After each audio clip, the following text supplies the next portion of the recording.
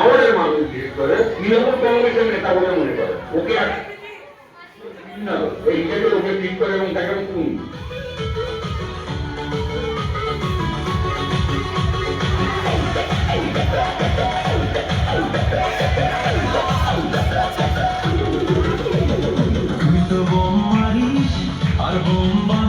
শ্রীনন্নতু বিশ্বে অমৃতস্য পুত্রা আজে ধামানি দিব্যানি তন্তু, অর্থাৎ হে অমৃতের পুত্ররা, শোনো, অমানিসার অন্ধকার কেটে যেতে বাধ্য, নতুন সূর্যের উদয় হবে। আমাদের দেশে মুনি ঋষিরাই বলে গেছেন, শ্রীনন্তু বিশ্বে অমৃতস্য পুত্রা আজে ধামানি দিব্যানি তন্তু।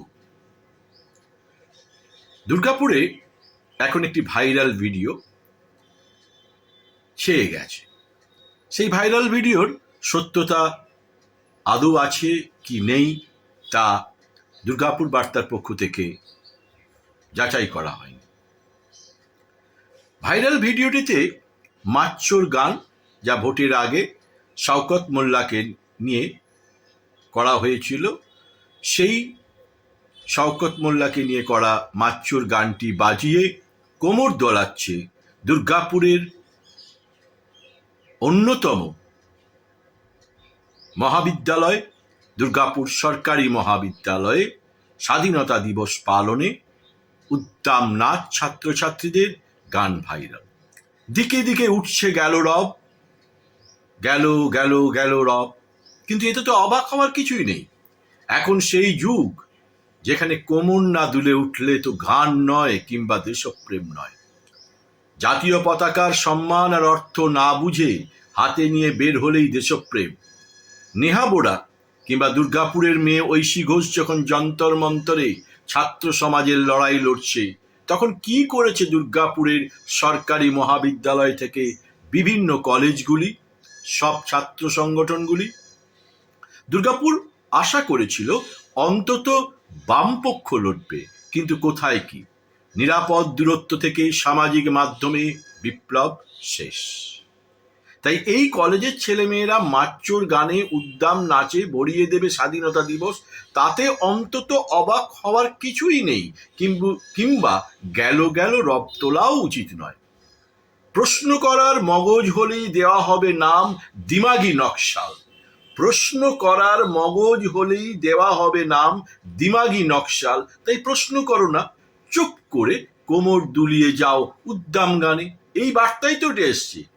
প্রশ্ন করো না, প্রতিবাদী হয়েও না, তাহলেই তুমি দিমাগি নকশাল।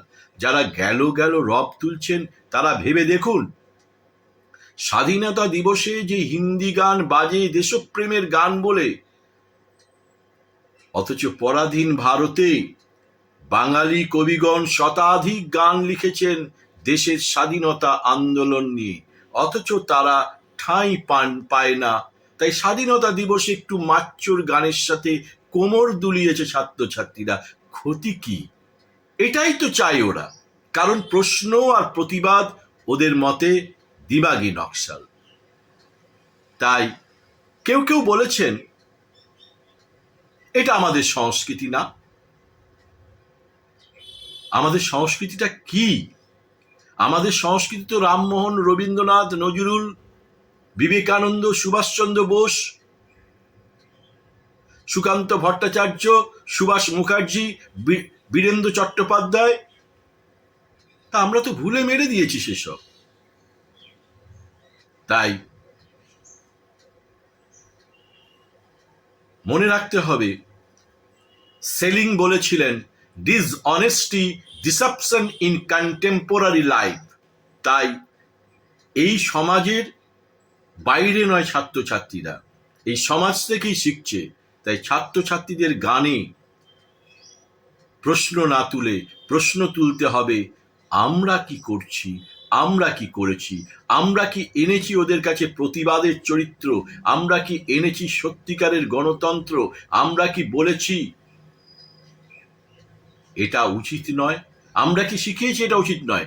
তাই গেল গেল রব তুলে লাভ নেই, প্রশ্নটা তুলতে হবে, প্রতিবাদ করতে হবে, এই সত্যটা শেখাতে হবে ছাত্র সমাজকে।